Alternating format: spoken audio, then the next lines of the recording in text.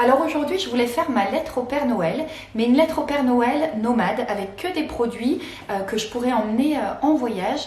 Alors moi j'ai choisi des produits à la fois pour travailler et à la fois pour l'organisation pour voyager, donc vous verrez ça. J'ai mis un article sur le blog avec des liens en fait vers des comparatifs de produits, vers des critiques de produits et parfois vers le produit lui-même pour que si vous vouliez, vous pouviez retrouver tout ça. Alors ça, c'est mon choix de produit avec mes caractéristiques, donc je vais essayer de vous dire pourquoi j'ai choisi tel ou tel produit. Alors premièrement pour moi évidemment pour travailler il y a le besoin d'un ordinateur portable et plus précisément d'un ultra portable pour que ce soit pas trop lourd. Et en regardant des comparatifs on peut voir qu'il y a plus de 50% des voyageurs qui utilisent la marque Apple et c'est le choix que je ferai aujourd'hui d'un MacBook Pro pour pouvoir travailler efficacement et pour pouvoir faire du montage vidéo et je le prendrai en 13 pouces pour qu'il soit vraiment petit, léger et facile à transporter.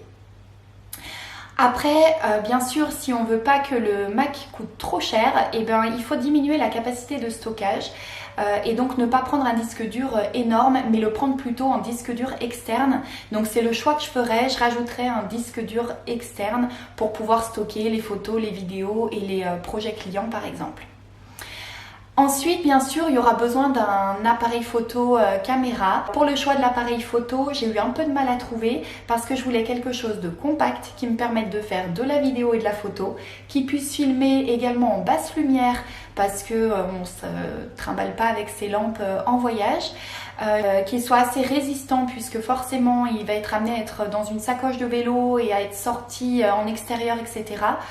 Je voulais également qu'il ait un écran orientable, retournable même à 360 degrés pour pouvoir faciliter les prises de vue, notamment quand on est seul à filmer. Et puis une prise micro. Et en fait, le combo de tout ça, c'était très compliqué à trouver. Moi, j'ai sélectionné le Canon EOS M50, si je dis pas de bêtises, qui a toutes ces fonctionnalités et qui, pour moi, est un bon compromis de rapport qualité-prix, même si ça reste quand même dans les appareils relativement chers. Ensuite, il y a la liseuse. Alors la liseuse, c'est très important pour moi, à la fois pour travailler, pour lire des livres professionnels, pour lire des PDF également professionnels, et puis bien sûr pour le plaisir et pour lire en voyage, il n'y a rien de mieux que la liseuse. Alors les contraintes pour ça, pour moi, il fallait qu'elle soit pas trop grande, qu'elle soit la plus solide possible. Alors pour une liseuse, de toute manière, c'est pas très solide, mais en tout cas qu'elle soit résistante à l'eau. Et puis je voulais aussi qu'elle soit rétro-éclairée parce qu'en fait c'est très pratique en voyage quand vous êtes sous la tente ou dans des endroits où on dort à plusieurs, où on ne veut pas allumer, etc. Donc ça c'est très pratique aussi. Pareil pour les liseuses, je vous mettrai des comparatifs sur le blog parce qu'il faut vraiment bien regarder pour trouver le bon compromis sur ce qu'on veut. Moi j'ai choisi la combo Clara qui peut prendre des formats livres mais des formats PDF également, ce qui était très important pour moi. Et du coup, elle ne prend pas le format Amazon. Et ça, de toute manière, on n'a aucune liseuse qui prend tout. Donc voilà, c'est le choix que je fais moi. Dans le matériel professionnel, il existe des petits supports pour poser l'ordinateur en voyage. C'est des supports pliables qui sont assez légers, assez petits. Ça m'intéresse beaucoup aussi pour pouvoir mettre l'ordinateur à bonne hauteur et pas se faire mal au cervical par exemple. Donc ça, c'est quelque chose que j'aimerais beaucoup.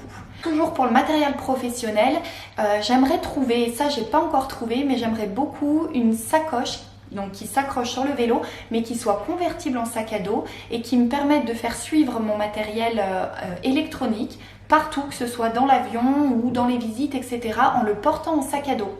Et ça, j'ai pas encore trouvé la perle rare. Donc si quelqu'un connaît quelque chose, qu'il n'hésite surtout pas à me le faire passer. Une dernière chose indispensable pour travailler, ce serait une batterie externe. Alors on peut recharger par exemple nos téléphones via une prise USB sur nos vélos. Donc ça c'est ultra pratique, mais ça maintient simplement le téléphone en charge. Mais si on veut recharger un appareil photo, des téléphones, un ordinateur, les liseuses, etc., il va nous falloir un peu plus que ça. Et il existe une batterie, je vous mettrai aussi le lien sur le blog, une batterie externe sur laquelle on peut brancher plusieurs appareils et où on peut recharger par exemple 3 fois un ordinateur. Donc voilà, ça m'intéresse aussi beaucoup. Je pense que c'est un outil qui est très indispensable en voyage. Ensuite, quelque chose qui est plus pour préparer le voyage, mais qui me semble vraiment très bien aussi, c'est l'abonnement ou en tout cas des numéros du magazine Carnet d'aventure. C'est un magazine trimestriel qui propose des très bons dossiers par destination, des très bons dossiers techniques sur du matériel et puis qui répond à des problématiques de voyage. Donc ça aussi, je trouve que ce serait un très joli cadeau pour des gens qui aiment voyager. C'est vraiment très varié au niveau des thématiques, il y a de quoi faire et donc en format PDF, ça pourrait aller sur la liseuse. Les choses un petit peu plus pour l'organisation, c'est des choses en fait qui nous ont beaucoup manqué quand on est parti en itinérance les dernières fois et où je m'étais dit la prochaine fois c'est sûr je m'équipe, donc voilà, ça devait être sur cette liste là. Alors c'est des petites choses mais qui sont en fait indispensables quand on est itinérant à vélo. Alors il y a déjà les organiseurs de sacs, on a des sacoches à vélo mais à l'intérieur des sacoches on met nos affaires en vrac et finalement c'est très compliqué de rester organisé et de s'y retrouver dans les affaires des uns ou des autres. Donc je voudrais vraiment des organiseurs qui sont des petites poches finalement dans lesquelles on puisse mettre des affaires par thématique ou par personne. On pourrait avoir une couleur par personne par exemple, ce qui nous permettrait vraiment de nous repérer. Et on trouve là tous les prix, tous les formats, on peut même en trouver qui sont étanches et en vélo c'est très sympa d'avoir des petits sacs étanches. Donc ça c'est vraiment quelque chose dont j'aurais besoin. Autre indispensable pour moi lorsqu'on voyage à vélo dans les périodes d'itinérance, c'est une machine à laver.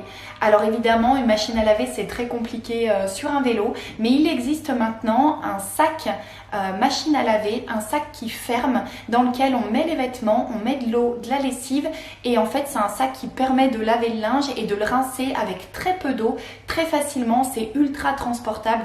Pour moi ce serait vraiment juste parfait d'avoir ce sac pour notre prochain voyage à vélo. Alors voilà pour mes indispensables à moi pour un voyage nomade en travaillant. Bien sûr, il y a plein d'autres choses qui pourraient être pratiques, mais ça en tout cas c'est ce qui moi me semblait manquer dans nos itinérances précédentes. Et si vous avez d'autres idées, bien sûr n'hésitez pas à me le dire en commentaire, je serais très curieuse de voir ça. Alors je vous remercie, je vous invite comme d'habitude à liker, à partager et puis je vous dis à demain.